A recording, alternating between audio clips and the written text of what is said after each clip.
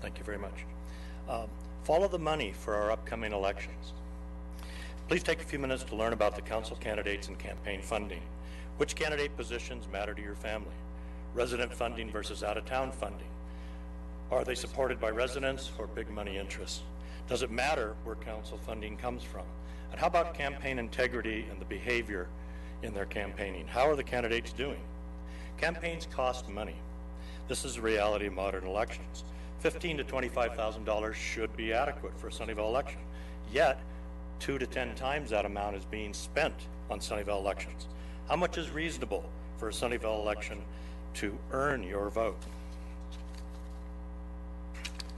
Funding and influencing our elections comes in many forms, including direct contributions, independent expenditures, and each of those may include donation laundering through PACs, companies, and even illegally through families.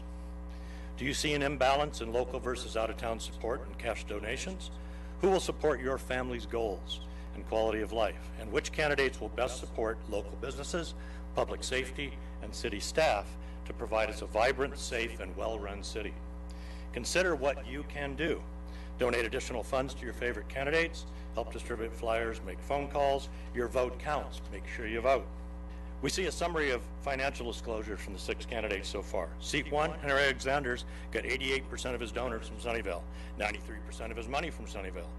Gustav Larson only has 31% Sunnyvale donors and only 35% of money from Sunnyvale. Seat 2, Josh Grossman, 69% Sunnyvale donors, 72% of the money from local. Glenn Hendricks, 40% Sunnyvale donors and only 23% of his money is from Sunnyvale. Seat 3, John Cordes, 64% Sunnyvale donors, 68% of the dollars approximately. Mason Fong, 59,000 in donations. 26% are Sunnyvale donations, and only 22% of the total money comes from in town. Funding sources. The perception we have right now in the city is our council members beholding to big money interests. Is council unresponsive to citizens over the special interests? Do corporate and PAC voices drown your voices out?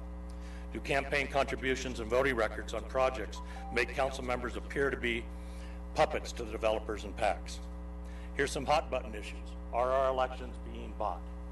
Who are the council members working for?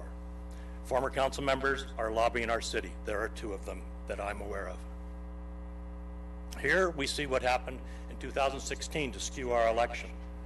We see another one, donation laundering, through just one single example of donation laundering, plus many companies with direct and independent expenditures.